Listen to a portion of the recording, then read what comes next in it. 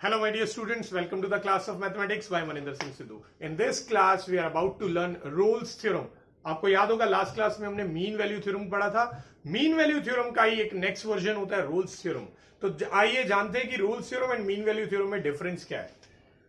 Just like mean value theorem, इसमें भी एक फंक्शन डिफाइन होगा.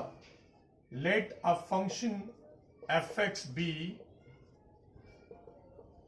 Defined on interval AB such that first condition है fx is continuous on closed interval AB. यही condition आपने देखा मीन वैल्यू थ्योरम में भी थी. सेकेंड कंडीशन है fx is differentiable on open interval of AB. यही कंडीशन से मीन वैल्यू थ्योरम में भी थी. ठीक है, तो क्या डिफरेंट है अभी तक. इसमें एक थर्ड कंडीशन भी आएगी कि एफ ऑफ ए और एफ ऑफ बी दोनों इक्वल होने चाहिए. तो बेटा अगर एफ ऑफ ए और एफ ऑफ बी इक्वल हो जाएं तो याद है आपको एफ डैश सी का वैसे हमने फॉर्मूला पढ़ा था F of B minus F of A upon B minus A. अगर एफ ऑफ ए और एफ ऑफ बी इक्वल हो गए तो वैल्यू क्या बनेगी, जीरो. वही वैल्यू तो ये रोल्स थ्योरम बोल रहा है. सो ये इसके बाद देगा therefore this implies there must exist a point C that belongs to open interval AB such that the main condition is कि f dash C जो है वो जीरो के इक्वल होना चाहिए. तो ये मीन वैल्यू थ्योरम का ही नेक्स्ट वर्जन है. अगर मीन वैल्यू थ्योरम में हम ये कंडीशन ऐड कर दें कि एफ ऑफ ए और एफ ऑफ बी दोनों इक्वल हैं तो उससे मीन वैल्यू थ्योरम कन्वर्ट हो जाती है और वो बन जाती है रोल्स थ्योरम. अब मैं इसका भी आपको ज्योमेट्रिकल मीनिंग बता देता हूं. तो जैसे कि मैंने आपको लास्ट क्लास में मीन वैल्यू थ्योरम का ज्योमेट्रिकल मीनिंग बताया था, इसका भी ज्योमेट्रिकल मीनिंग है. फर्क ये है कि इस बार एफ ऑफ ए और एफ ऑफ बी दोनों इक्वल है, यानी स्टार्टिंग और एंडिंग पॉइंट का जो वाई कोऑर्डिनेट होगा that will be same like this. ये ऐसे बन जाएंगे दोनों. ये जैसे मान लीजिए पॉइंट है ए, ये पॉइंट है बी, तो दोनों का x coordinate y coordinate same होगा. तो यानी कि एफ ऑफ ए और एफ ऑफ बी दोनों इक्वल होंगे. और ऐसे में उन्होंने बोला एक पॉइंट होगा सी जिसपे जब आप टेंजेंट बनाएंगे तो वो कॉर्ड के पैरेलल तो होगा ही होगा, साथ ही साथ वो एक्स एक्सिस के भी पैरेलल होगा. तो जब हम मीन वैल्यू थ्योरम का यूज करते थे तो हम एक ऐसा पॉइंट फाइंड करते थे जिस पॉइंट पे टेंजेंट जो होता था वो कॉर्ड के पैरेलल होता था. और रोल्स थ्योरम में हम एक ऐसा पॉइंट फाइंड करते हैं जो कॉर्ड के साथ साथ एक्स एक्सिस के भी पैरेलल होता है. तो ये डिफरेंस है रोल्स थ्योरम और मीन वैल्यू थ्योरम का.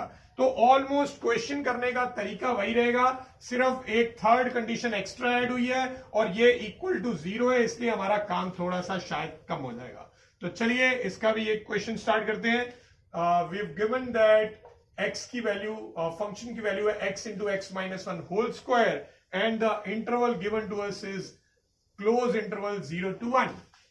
तो सबसे पहले हम एक काम करते हैं, इसको पॉलिनोमियल फॉर्म में ले आते हैं. तो ये बनेगा x square minus 2x plus 1 multiply करने पे ये आ जाएगा.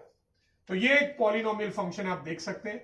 एफ डैश एक्स भी मैं साथ में निकाल रहा हूं, 3x square minus 4x plus 1 बन जाएगा. तो first condition F x being a polynomial function is continuous on 0 to 1. 0 to 1 क्या हर जगह ही कंटिन्यूअस होगा क्योंकि पॉलिनोमियल फंक्शन है.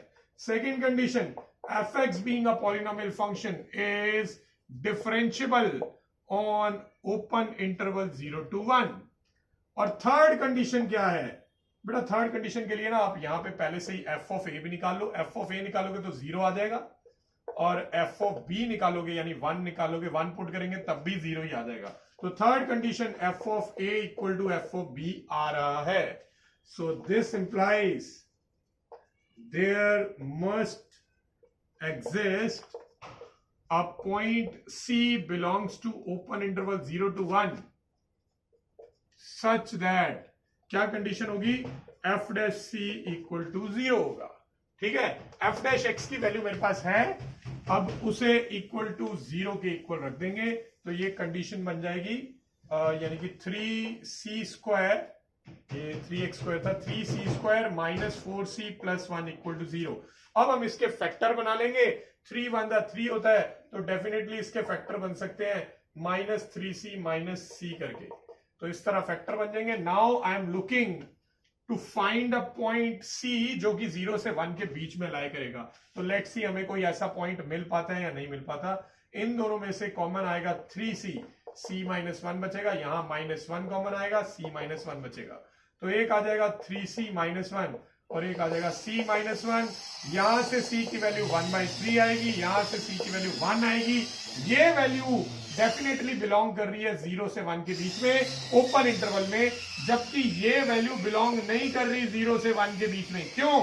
क्योंकि हमने बाउंड्री को एक्सक्लूड किया हुआ है, ओपन इंटरवल लिया हुआ है, तो इस वजह से ये वैल्यू जो है उसमें लाई नहीं करेगी। ठीक है, तो एक पॉइंट हमें क्योंकि मिल चुका है, तो इसका मतलब ये हुआ कि रोल्स थ्योरम जो है इज वेरीफाइड। एक भी पॉइंट अगर मिल गया ऐसा जो इस इंटरवल में है, तो इसका मतलब रोल्स थ्योरम वेरीफाइड है। यानी जब x की वैल्यू 1/3 है, उस पॉइंट पे जब हम टेंजेंट बनाएंगे तो वो टेंजेंट हमेशा किसके पैरेलल होगा? x एक्सिस के भी और कॉर्ड के भी।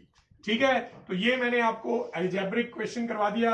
अब एक लास्ट क्वेश्चन हम करते हैं ट्रिग्नोमेट्रिक, और उसके बाद एक क्लास ओवर और साथ में ये चैप्टर भी ओवर होने वाला है।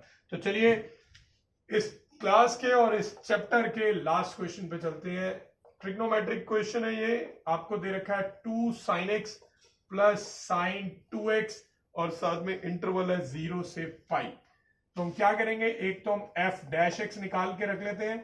वी हैव 2 cos x और इसका डेरिवेटिव आएगा 2 cos 2x, right.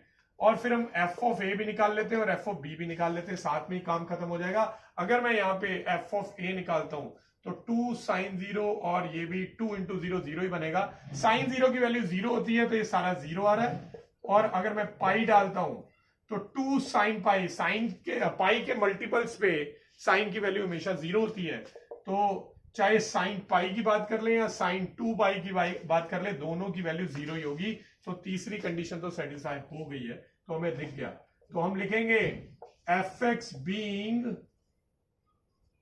a sine function is continuous on open interval 0 to pi। तो एक कंडीशन सेटिस्फाई हो गई। Second, fx being a sine function is differentiable on 0 to pi। और third condition थी कि f of a और f of b equal होने चाहिए, वो हमने ऑलरेडी चेक कर लिया। ठीक है, so this implies there must exist a point C जो कि 0 से पाई के बीच में लाई कर रहा है ओपन इंटरवल में, such that f dash c must be equal to 0। यानी ये जो f dash x है इसको f dash c की टर्म्स में लिखेंगे तो ये बन जाएगा 2 cos c plus 2 cos 2c equal to 0। अब ये एक ट्रिग्नोमेट्रिक इक्वेशन है। ट्रिग्नोमेट्रिक इक्वेशन को कैसे सॉल्व करते हैं वो हमने ऑलरेडी 11th क्लास में भी पढ़ा हुआ है। आप अगर देखना चाहें तो मेरी 11th क्लास की वीडियो को रेफर कर सकते हैं, ट्रिग्नोमेट्रिक इक्वेशन के सॉल्यूशन वाली। ठीक है, अब पहले तो मैं क्या काम करूंगा, इस पूरी इक्वेशन को 2 से डिवाइड कर देता हूं, तो ये आ गया cos c plus 2 cos c equal to 0। Now after this मुझे यहां पे cos 2c है, मुझे cos 2 थीटा का फॉर्मूला लगाना है। कौन सा लगाऊंगा? ऑब्वियसली cos वाला ही लगाऊंगा क्योंकि सारी टर्म cos में है। तो cos वाला उसका फॉर्मूला होता है 2 cos स्क्वायर थीटा माइनस 1। तो अब आप देख सकते हो ये क्वाड्रेटिक इक्वेशन बनी हुई है, ये कुछ इस तरह से है, 2x स्क्वायर प्लस x और माइनस 1, इस तरह से है। ठीक है, इसके आप फैक्टर बना सकते हैं। इसके फैक्टर बनेंगे प्लस 2 और माइनस 1, तो दो टर्म्स आ जाएंगी, एक आ जाएगा 2x माइनस 1 और एक आ जाएगा x प्लस 1। तो इसको ही cos की टर्म में लिखें तो एक आ जाएगा 2 cos c माइनस 1 और दूसरा आ जाएगा cos c प्लस 1। यहां से cos c की वैल्यू आएगी 1/2 और यहां से cos c की वैल्यू माइनस 1 होगी। ठीक है, हमारे पास रिक्वायर्ड इंटरवल है 0 से पाई, 0 से पाई के बीच में वैल्यू आनी चाहिए, वो भी ओपन इंटरवल में। ठीक है, 0 से पाई ओपन इंटरवल। बेटा cos के टेबल में हाफ कब आता है? पहली बात तो cos पॉजिटिव कब होता है? फर्स्ट में और फोर्थ में। ठीक है, 0 से पाई के बीच में फर्स्ट और सेकंड क्वाड्रेंट कवर हो रहा है, तो इसका मतलब फर्स्ट क्वाड्रेंट का ही पॉइंट लेंगे जो कि होता है 60। तो c की वैल्यू π/3 तो आ गई, 0 से पाई के बीच में भी लाई कर रहा है, तो यानी कि रोल्स थ्योरम तो वेरीफाई है, वेदर ये सेटिस्फाई करे या ना करे। तो रोल्स थ्योरम इज वेरीफाइड।